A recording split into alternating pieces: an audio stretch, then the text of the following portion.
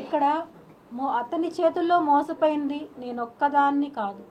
ఇంతకుముందు మానస అనే అమ్మాయిని ఘోరంగా మోసం చేశాడు. ఆ అమ్మాయి దౌర్భాగ్యం ఏమంటే కన్న బిడ్డకు కూడా ఆ అమ్మాయి దూరం అయ్యి ఎన్నో బాధలు ఎదుర్కొని ఆ అమ్మాయి లైఫ్ అమ్మాయి ఎటో వెళ్ళిపోయింది. బిడ్డ రోజులు ఆ అమ్మాయి ఎంతో ఫైట్ చేసింది. ఆ తర్వాత నేను వచ్చాను. నాకు ముందు ఎవరున్నారో నాకు తెలియదు.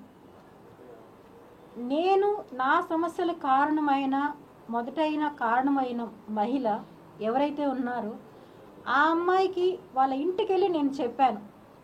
వాళ్ళ పేరెంట్స్తో నేను చెప్పాను, ఇలా అతను మంచివాడు కాదు, మీ అమ్మాయి మోసపోతుంది అని నేను వెళ్ళి వాళ్ళ ఇంటికి చెప్తే ఆ అమ్మాయి ఆ రోజు నాతో అంది, లక్ష్మి అది నా ఇష్టం, నువ్వెందుకు మా ఇంటికి వెళ్ళి చెప్పావు, నువ్వు వెళ్ళి చెప్పడం తప్పు కదా అని నన్ను ఆ అమ్మాయి ఆ రోజు క్వశ్చన్ చేసింది.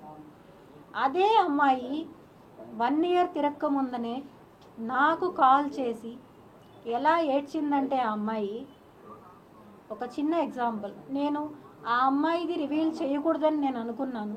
కానీ ఇప్పుడు కిరణ్ రాయల్ చేస్తున్న ఈ ప్రచారానికి ఇవన్నీ అబద్ధాలు, ఇవన్నీ ఏదో క్రియేషన్స్ అని చెప్తున్నాడు. దానివల్ల నేను రిలీజ్ చేయాల్సి వస్తుంది. దయచేసి ఆ అమ్మాయి నన్ను క్షమించాలి అని నేను కోరుకుంటున్నాను. నేను మీ వెనుక భూమన కరుణాకర్ రెడ్డి గారు కానీ అభినయ్ రెడ్డి గారు కానీ ఉండి నాకు ఏ పార్టీలతోనూ సంబంధం లేదండి. నాకు ఏ పార్టీలతోనూ సంబంధం లేదు. నాకు ఎవరూ తెలియదు కూడా. నేను ఎవరితో మాట్లాడాలని నేను అనుకోవట్లేదు. నేను ఒంటరిగా పోరాటం చేస్తున్నాను.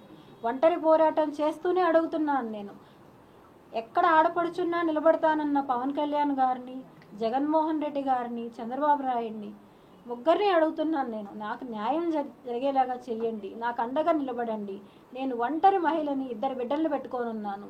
నాకు ఎప్పుడు ఏం జరుగుతుందో తెలియదు. అతను ఎవరిని పంపించి నన్ను చంపిస్తాడో నాకు తెలియదు. నేను చనిపోయినా కూడా, నన్ను అతను చంపేసినా కూడా నా బిడ్డలకి న్యాయం జరిగేలాగా చెయ్యాలని చెప్పి చేతులెత్తి నేను అర్థిస్తున్నా. నేను అందరినీ నేను దయచేసి ముగ్గురు రాజకీయాల్లో ఎవరైనా సరే నాకు న్యాయం జరిగేలా చేయండి. ప్రజలు చేస్తారా, అది పోలీసులు చేస్తారా, మీడియా చేస్తారా అనేది కాదు, నాకు న్యాయం జరిగేలాగా చేయాలని చెప్పి నేను అందరినీ అర్థిస్తున్నాను. నేను